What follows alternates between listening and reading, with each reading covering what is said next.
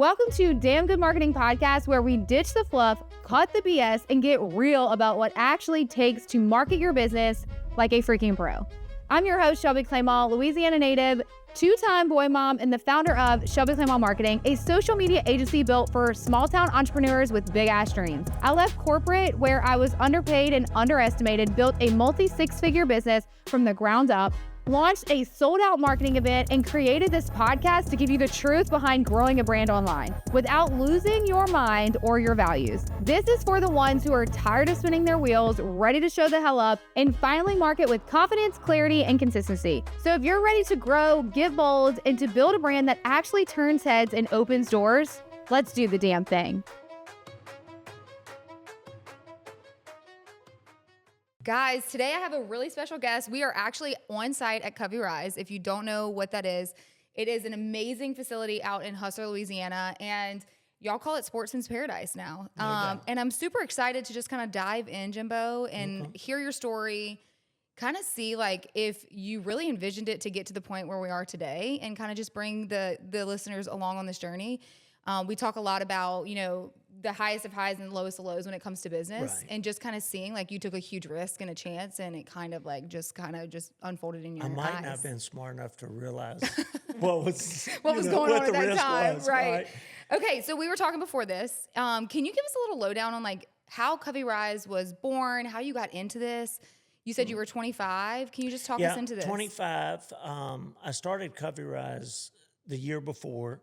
While I was in college at LSU, and created just a little hunting setup where I would guide 2 days and go to school the other 3 days, and was fortunate enough to meet a guy named Sandy Sharp, visionary type person. And he's like, "What are you going to do?" And I said, "I'm trying to do something like this so I don't have to be in the office, you know, because I like being outside."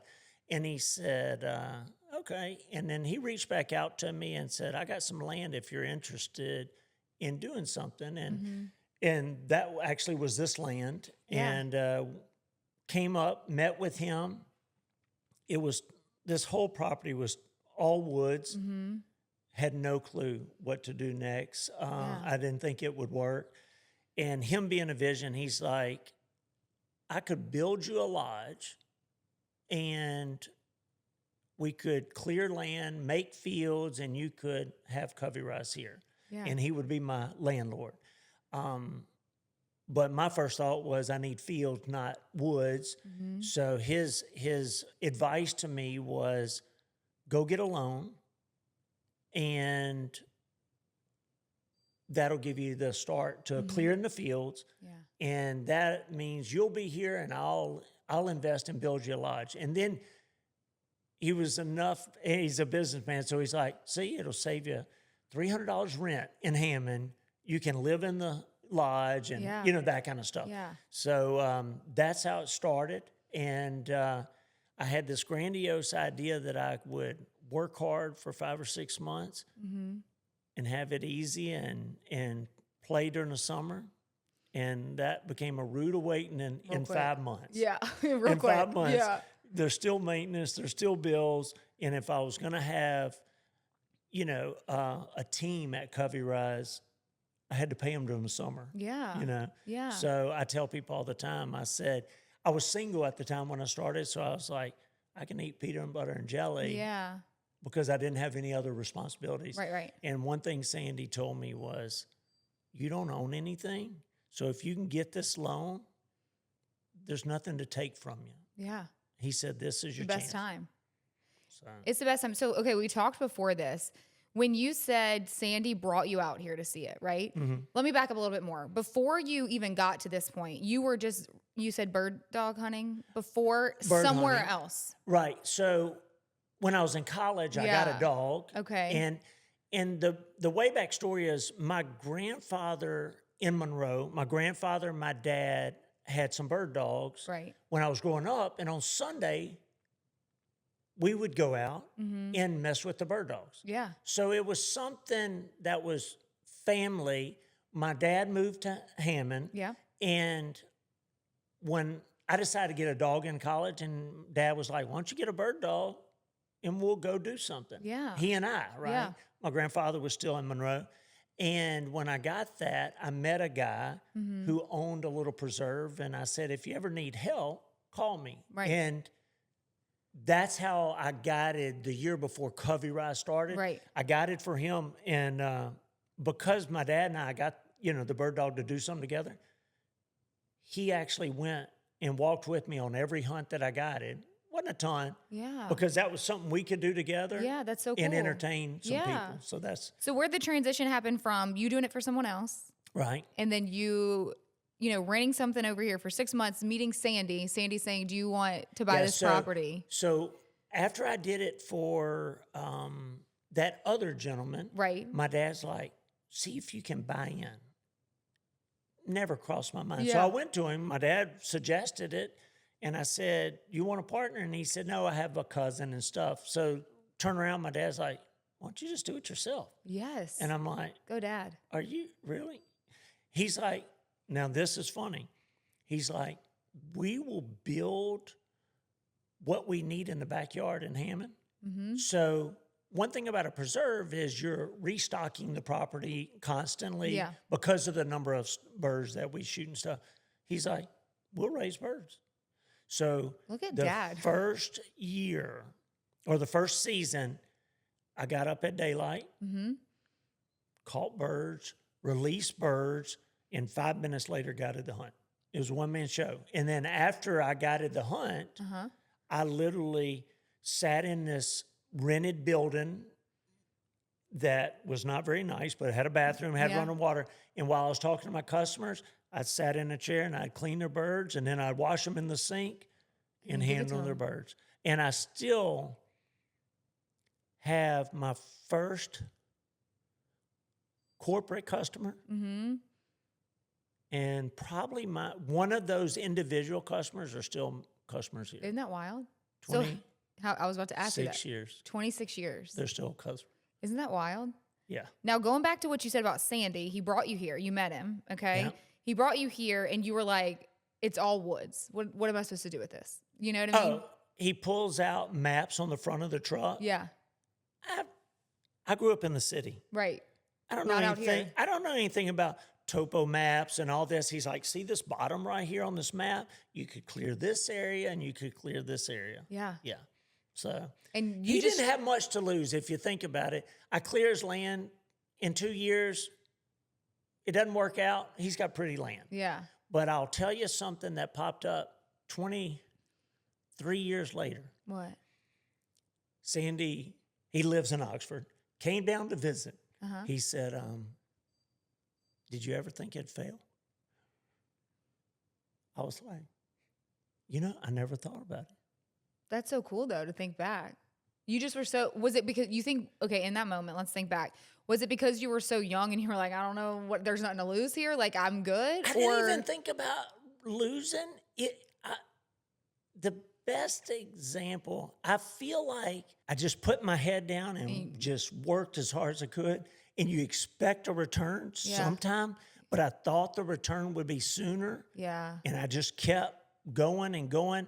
And then as long as it was providing,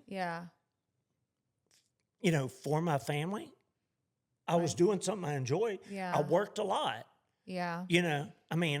During hunting season, those first 5 years, 6 months, I didn't take a day off. Yeah. But it was, as long as you enjoy it, you don't think of it as work. Yeah. Right? So I just did it. And then finally, year 20 or 21, I tell my wife, it's like swimming in the ocean. You just know you don't have any land. You just get your head down, swim. Yeah. And in 2021, I looked up and I saw land. I was like, oh, wow.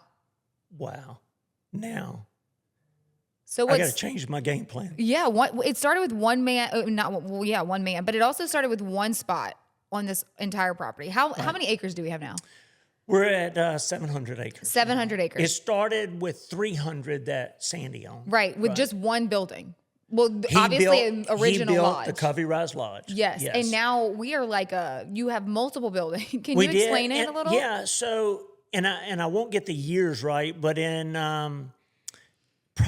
so we started in October of 99. Yeah. The first group, Friends of Sandy's, he's like, hey, y'all come up. We need to start this place. And so he was very influential in showing me. He didn't know much about hunting at all. Yeah. But just business showing. Yeah. And about a year or so later, Sandy, this is his property, right? He was like, I'd like a lake. So he built the lake, which is, a 15-acre lake. And then I was starting to get a little growth in the winter. Yeah. And he's like, one of the original deal was your rent's going to be cheap, but if you're not busy, I can come stay in the lodge.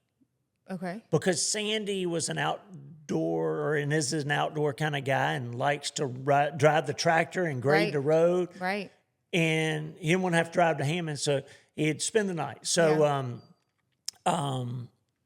it was starting to get too busy. He never could stay. So he said, do you mind if I build a little bitty cabin over here where when I'm up here, I'll stay.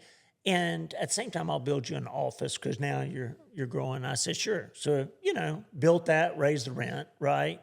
So that kind of started the first step of growth in 2002. Not much growth, Right. just a little room. And then after Katrina, when Sandy came up with the idea that I need to buy some of the land, for my future, Yeah. and was willing to sell it, he said, do you think any customers would buy a cabin? I said, I don't know. Why? He's like, I didn't have any money. He said, since you don't have the money to build a cabin or a lodge or anything else, what about if your customers paid for the cabins and they put it in the rental pool and it expands your beds, but you didn't have to come up with the money? Because I was buying the 100 acres. And I was like, interesting. So he and I went to some long-term customers in December. I remember that because they did a couples weekend.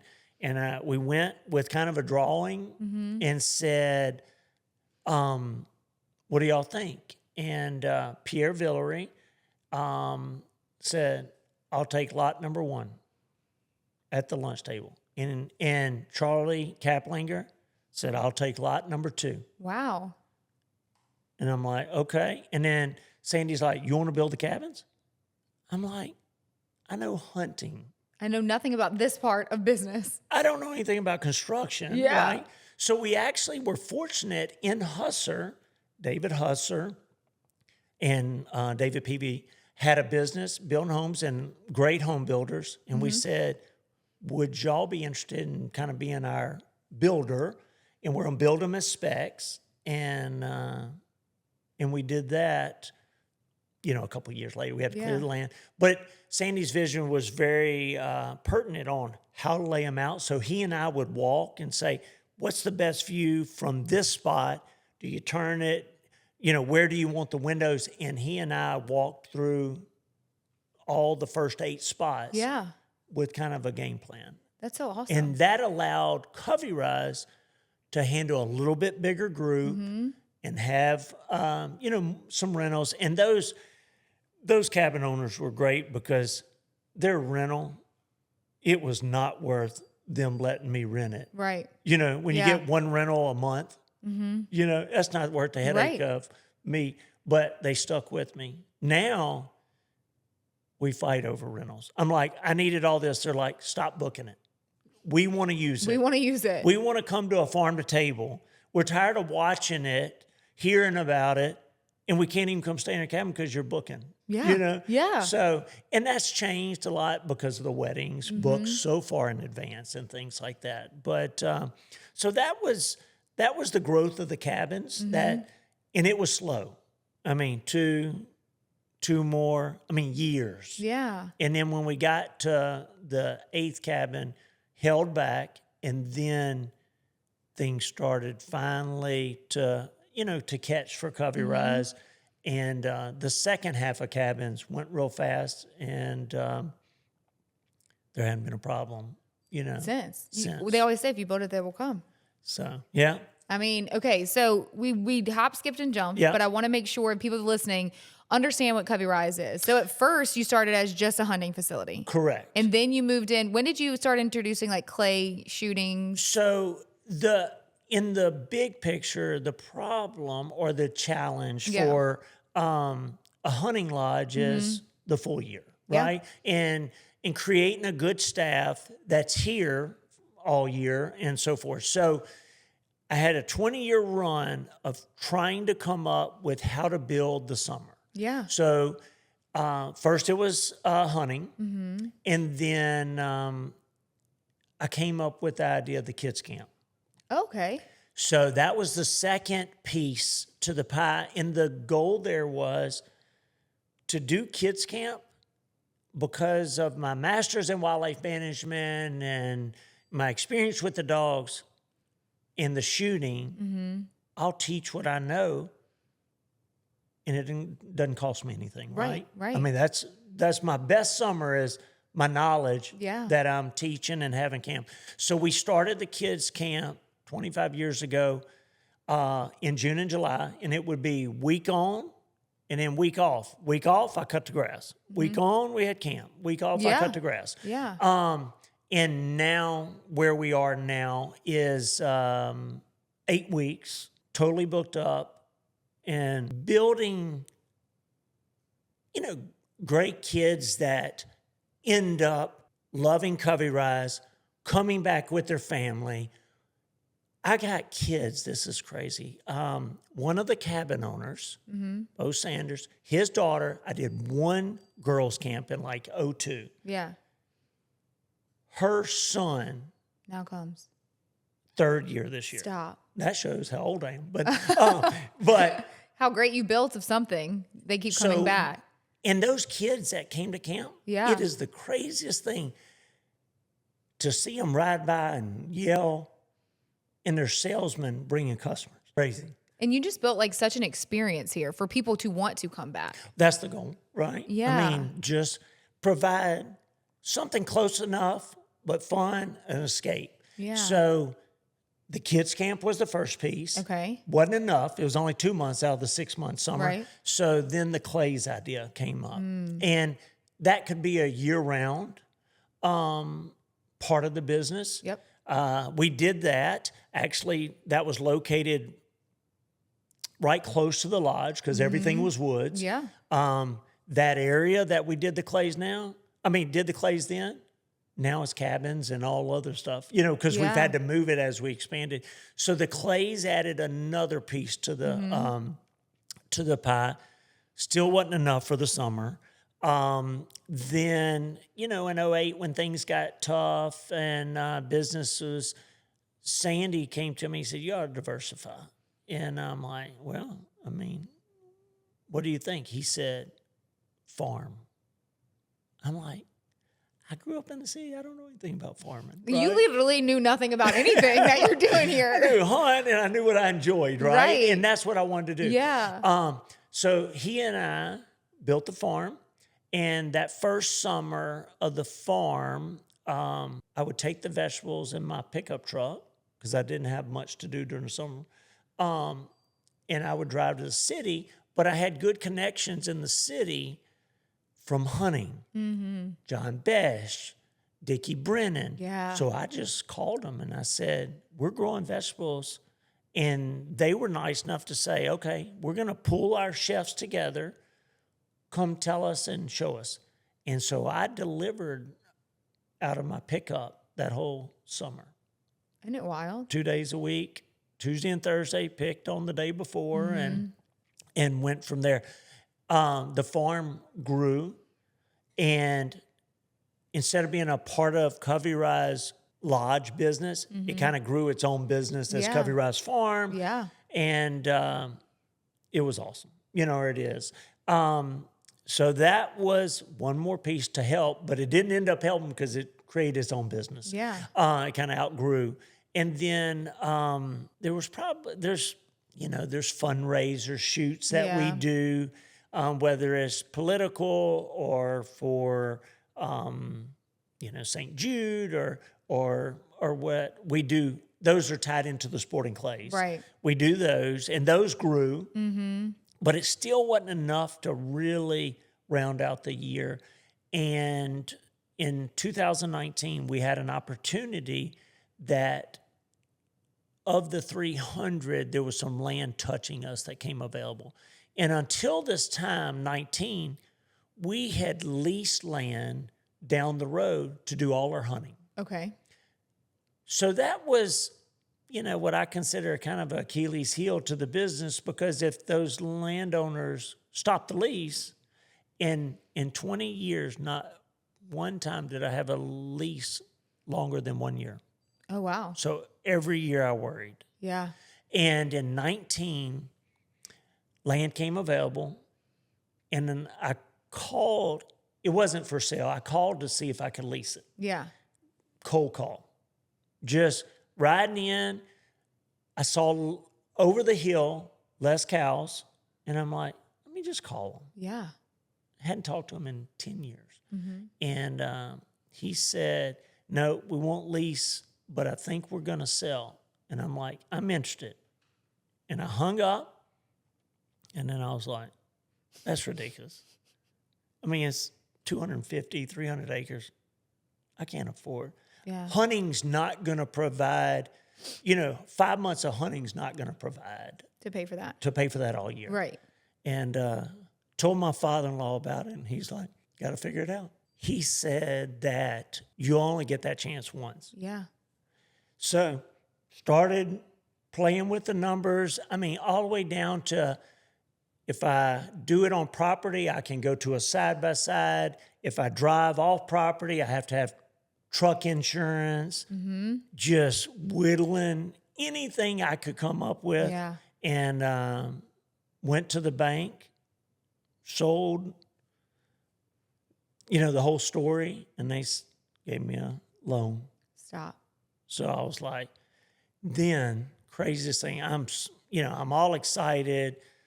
A week before the loan, now that land was in a trust, so it has to be put in a newspaper, and a judge has to write off, and there's a lot of steps. Yeah. It wasn't just buying it from a person. Right. And probably about 3 days before the sale, the title company said that the judge that put it in the paper put the wrong number, like the wrong township, and we got to start over. Stop it. So then I'm like, I have to get this land at this time because I have to prep this for next hunting season. Right. So I jumped hoops and called and asked favors. One thing, at the time, all the people in that trust didn't live in the area. I mean, It was just wild. yeah, I worked on it 3 to 5 days a week for months before this, and I thought it was going to happen. It ended up, I pulled it together. Crazy thing happened. They agreed to meet on the same day and sign this and do this, and we closed 5 days later. And then I was just like, now what do I do? It's like you finally... You can breathe and you're like, uh-oh, what do I do now? It's the dog chasing the truck, and it catches the truck, and then what do you do, right? Yeah. So that was the biggest step to Covey Rise growth. And what that allowed to do, we'd never have done many weddings or anything. Yeah. Because my membership is an all-year membership, and I didn't want to tell my members on Saturdays we can't shoot, right? Because we're having a wedding. Yeah. But what that land did was allowed us to build another course Yeah. further away. So you can do both. And we can shut down one course, do the wedding, and that activity doesn't bother anything. And once I wrapped that around, my brain that this might work, COVID hits, and in 20, right? And I thought, here's, my chance. Money was cheap to get loans. The percent was down. Yeah. I said, here it is. Money's cheap, and everybody's cooped up. So if we can build as fast as we can get this thing going, when everything opens up Back again, up. You're ready to go. we're ready to go. Hey ladies, it's time to feel amazing in your skin, no matter what stage of life that you're in. At Horror Wellness, they've got you covered. From everything women's intimate health and injectables, think Botox and fillers, to weight loss support and laser treatments, all personalized just for you. Their mission, to help you feel confident and unstoppable inside and out. Book online and use code Shelby10 in the appointment notes for 10% off of any service. So what are you waiting for? Head over to horrorwellness.com to book your free consultation and start your journey to total wellness, because you deserve to feel like the absolute best version of you. You, baby. Back to that same bank, pitched the idea. They agreed to it again. They believed in you, huh? I don't know. I feel like God has been in your corner this whole way. Oh, no doubt. Because No doubt. truly, first off, we started and asked, did you ever feel like you were going to fail, or was it a risk? But then you said, I didn't know enough to even think about it. I put my head down. I kept going. But even listening to you, the story as you're telling it, you never gave yourself the opportunity to sit and think about it. You were like, this is the opportunity that presented myself to me. It's on my heart. God put it here. I'm going for it. I mean, you even said your father-in-law was like, figure it out. Like, you just have to figure it out. And you figured it out. And now, do you ever just stop and look back and say holy crap, look where this is 20 something years later. And I was just a kid when this started. Finally. Yeah. Now I do. And I mentioned earlier that we had a luncheon for the staff. Yeah. The other day. And it was explaining to some of the newer staff about the history, so they can understand what's going on and why and where, kind of where we're headed and things like that. And I think, Alec posted it the other day, a picture, I think yesterday. And I'm like, holy moly. It used to be 3 of us. And when everybody showed up for lunch, I was like, Joanna's been with me for over 20 years. I said, Joanna, how many people do we have here for lunch? And she's like, just over 40. I was like, and I know every single person, but. Right, but you've never seen them all. Whenever you put it spread in. out, Yeah. right? I was like, and not everybody's here. Somebody was on vacation. I'm like, this is crazy. So Monica, my wife, said, let's take a picture. So I think that's more the wow, So Monica and I got married in 2002, but we met in 2000. So the first time she came up here, there was no summer business. I was cutting grass, spraying dog kennels, feeding dogs. We were just living life, right? Yeah. But we had to decide we couldn't just sit here and hang out at Covey Rise all summer. Yeah. So, so she's been, a trooper because some of these ideas are kind of crazy. Well, when you think about it, but the mindset of an entrepreneur in general, you have to be borderline crazy to even dream or vision, be a visionary like Sandy. And for Monica to come in and be like, I believe in you. I'm sure she was hesitant at times. I don't know. But maybe I'm sure. But never vocal. Yeah. To question. She says, every day I come home, I have an idea. Because I can't, it doesn't stop. Right. When I ride in today, where are we going to improve? What is that going to lead to? It's not always about growing the business. Right. It's just, where can we improve how we do it, what we do, efficiency, the hospitality part, what would excite people, what would wow people when they come on the property. Right. So it's just a constant, idea of what can we do to improve the place and the experience for people. And, the variety of things we do now is the goal was to diversify, where hunting was a piece of it, and now it is, where it used to be 95% of the business. Yeah. Now we diversified, and so we have a lot of customers don't hunt. They come out here to sit on the back porch, look over the lake, have a corporate meeting. That's what when I came out here and we walked into this building, I was like, this would be like the perfect place for a retreat. For this building, so I'll kind of tell you how we got here. Yeah. So we bought that land in 19. In 20, decided to move forward, finished the venue. Yeah. The venue at Covey Rise. We finished that building October 29th. There's some dates I remember. October 29th of 21. Yeah. Because we had our first wedding October 31st. Oh, yeah. Oh, wait, I feel like okay, keep going. And that was an old customer. Uh-huh. Been staying in cabins for years, and she called me and said, I was just at dinner with my cousin, who's a close friend of mine. He said, you're building a venue. And I said, I am. And she's like, we'll be the first wedding. And I said, well, when are you when are your daughter wanting to get married? And she said, October 31st. I'm like, I'll be finished with that venue by September 10th. Mm-hmm.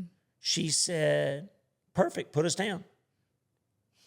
She said, do you know exactly, and I'm like, well, I'm still working. So that venue, we drew it on paper. Yeah. We didn't. So either Sandy or myself, really most all the buildings on the Covey Rise, we designed on paper. Early on, Sandy now, it was designed for a multi-purpose. All buildings are designed multi-purpose, so we can use it in 2 different types of the year, that kind of stuff. And I was like, I'll send you a drawing I have of this building. It's not a color-coded. It's not done, with it's just a legit drawing. Yeah. And she was like, okay. And the reason that I knew it was going to be finished by September 10th is on the sporting clay side of the business, we had grown enough. And here's another, that property, somebody who's in the sporting clays industry was here visiting, and he said, you need to do a regional. And there's only 5 regionals in the United States. And I'm like, are you sure? He's like, you got the land now. Y'all need to do it. Y'all do the state shoot very well.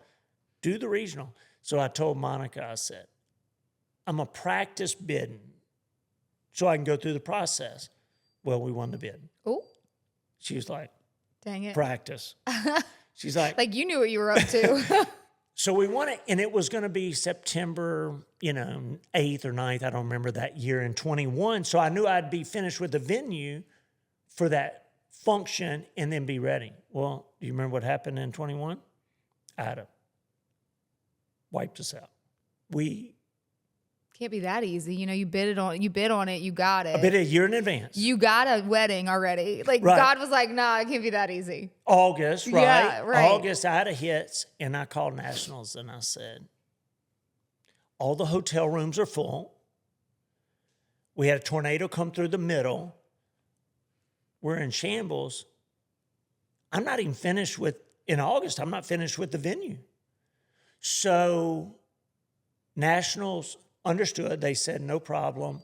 Reached out to a Greater Houston, a club in Texas, and they said, we can handle it because we already had a big tournament lined up around that time, and we'll just kind of overlay it. They'd done it before. Yeah. And that was the first time for the regional to be in Louisiana. So then we went back to trying to finish the venue. Mm-hmm. So we finished the venue October 29th. So when I hit in August, I called that bride's dad and I said, do not come up here. I'll see you on October 30th for the rehearsal, but don't come. I said, we'll have it ready, but I don't want to discourage her if she came up. You don't want to add any more stress to anything. Yeah, exactly. Just don't come up here. Right. So they didn't. They came in June, saw the building in studs, and, we're excited and all this. It rained the day they came. I'll never forget. And I'm thinking, this is not the showing we need. Mm-hmm. The groomsman's walking out of the venue, slips in the mud. You can't make this up. You literally can't make this up. Lands on his back Stop. in the mud. And the family, I'm sitting there like this, not a little guy, 6'4", big guy.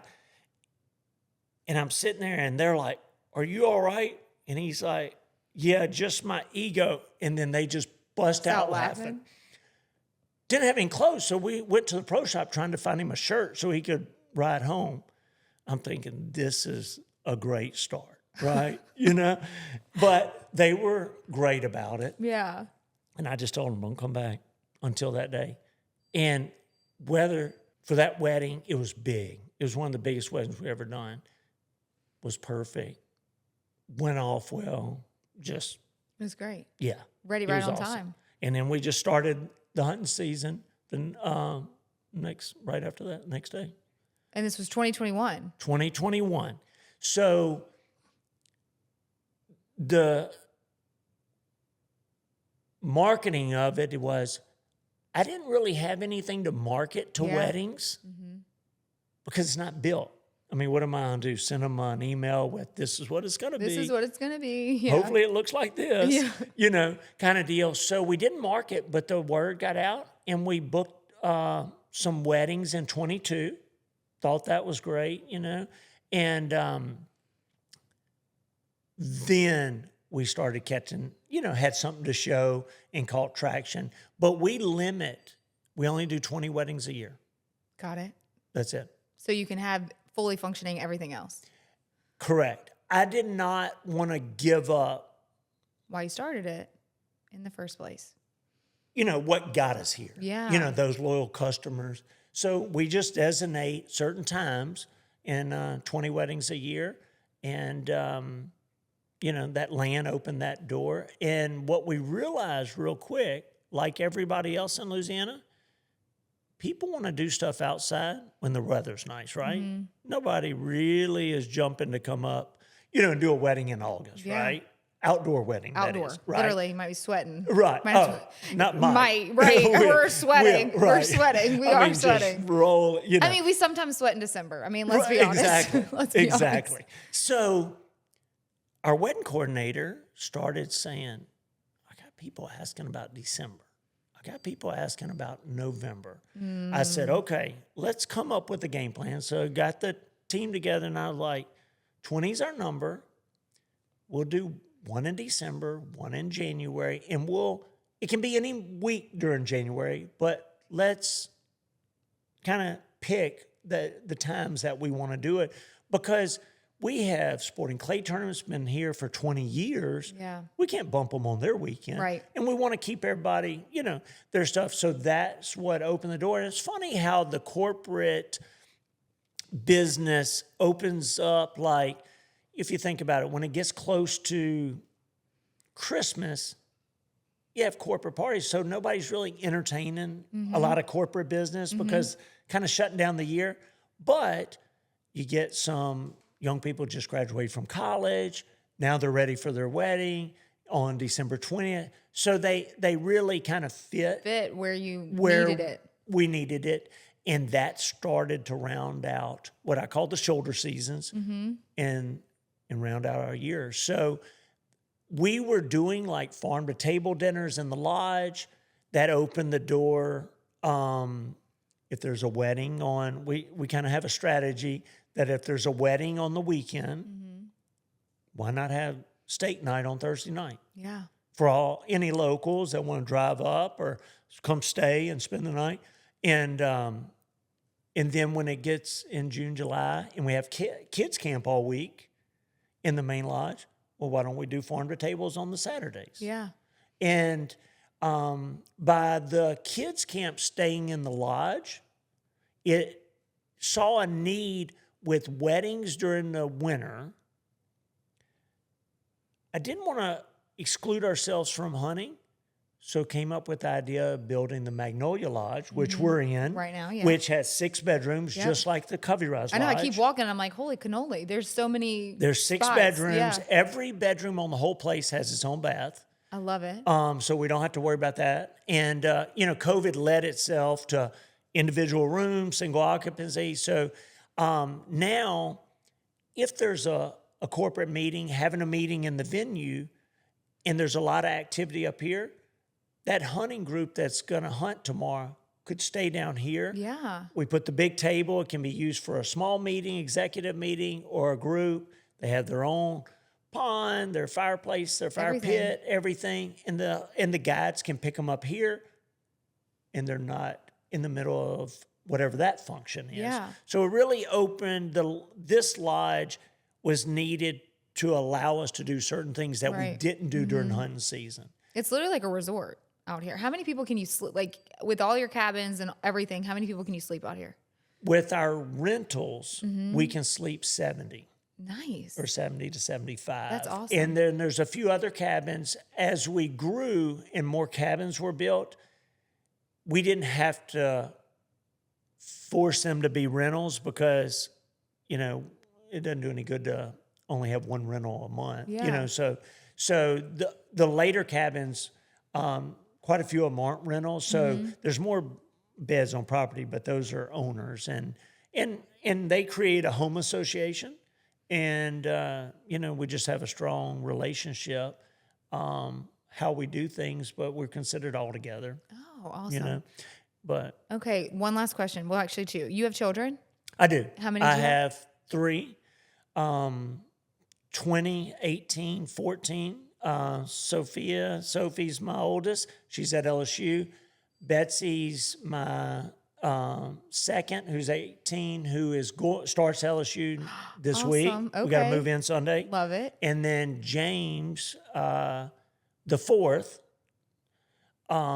is at starts ninth grade this week or last week at St. Paul's. That's so in cool. Covington. So one thing I was going to tell you, and which is crazy, is James is the fourth, James Wesley Geisler. And my grandfather gave me that first loan. That's why the restaurant bar at the venue is called the Wesley. I love that. Monica came up with that idea. Look at Monica go. I know it. We didn't want to use something hunting. We wanted something that was meaningful and classy and stuff. So, what advice would you give your children right now, or in general in life, of taking risks, doing hard things, why you did what you did? Kind of like give us a little on that. It's tricky because not everybody's that entrepreneur mentality. Right. So I try not to push that mentality on them if that's not them. Right. Because if you're not all in, it doesn't work, right? Right. So my thing to them is, what is your passion? What do you want to do? You're fortunate enough that you have an opportunity to chase it. So let's just chase it. Whether that's a business or a job or whatever it is. Whatever it looks like, just work hard. Yeah. And I said, what I've learned, and, I did not take business. So I didn't know, all the keywords, about growing a business and all that. But I've started learning as I've tried to get smarter, so, to lead. And what I realized is I did a lot of those things. I just didn't know. I just thought that was normal.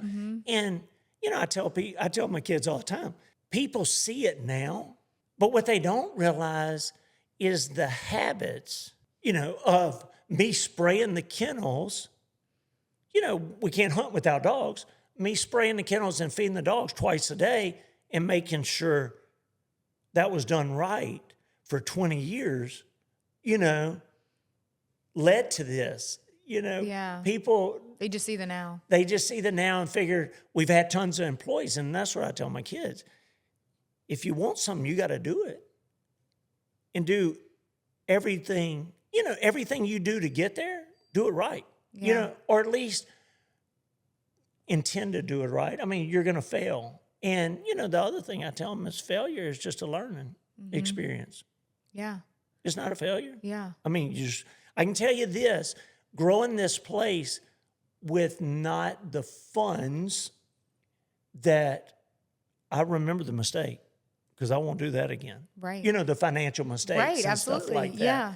But, no, we've been very blessed, and some things that have really come together as we've grown was we had customers that hunt other places, and they're like, why aren't you endorsed? And there's a few endorsements in the hunting side, and one of them is a company called Orvis, and they have always put their name on things that, you know, the hospitality is there, the quality is there, the people are there. And so we're endorsed as Wing Shooting Lodge Orvis, one of 27 in the United States. Okay. This summer, we got endorsed by something called the Federal Premium Outfitter, Premium Select, and Federal is a shell manufacturer. We're one of 13 of those in the United States. That's cool. And so real pleased to be recognized. Yeah. And we needed, for Covey Rise, we needed that endorsement because our business was focused around Louisiana. Now, out-of-state people see that endorsement. They're not scared to come, right? And it gives you the credibility. That's it. We need to be validated. Yeah. And, you know, people really want to come down here to do different stuff for New Orleans and the food, right? And the fact that with our chefs in the venue, we can elevate our food to levels similar to New Orleans, so we can provide the everyday experience for lunch for our members, but somebody bringing customers or bringing a corporate meeting where they have offices in other states, we can provide that wow factor at dinner. And honestly, it's so easy for us to provide that because nobody expects it. Yeah. Right? I'm coming to a hunting lodge. You know, when I had, one of the senators having a retreat here, a committee retreat, all those ladies like, where are we going? Right? And they get here and they're like, it's peaceful. It's amazing. And then they're like, do you have a shooting instructor? We want to try this. So we actually have a young guy who was in college, became a professional shooter, and moved here from Florida and leads all our shooting side, kind of taking that last piece off my plate on a daily basis. And so we can provide a whole nother, level there with instruction and for corporate, it's team building type stuff. And we can do that too. I love it. I'm like shocked just from like when I saw it. I'll figure out the year. We'll figure out the year when that was. Right. But to now, it's so awesome. So kudos to you and just following your dreams and taking the risk and trusting God and putting your head down and like just doing the work because it's beautiful. And no, it's been awesome. Literally hearing the story, I say it all the time. Like people see the now with people and they say, oh, well, it must be nice or they got lucky or whatever. They don't see the before. Right. So taking the time to tell your story, or maybe in the future y'all should do a mini doc, but which I think would be really cool for y'all to just tell your story. There's a lot of story in the middle of it. Yes, I think it would be really cool to show your members and stuff. So thank you so much for sitting down with me today. No, thank you. We enjoyed it. Thank you for having me at this awesome place as well. I appreciate it. Thank you all for coming. All right, guys, if you like this episode, please go follow them, book a spot, a stay here. They have amazing venues for your wedding, retreats, sporting clay events, anything that you can think of. If you want to learn more about Covey Rise, go to coveyriselodge.com and see what they're all about and check it out today.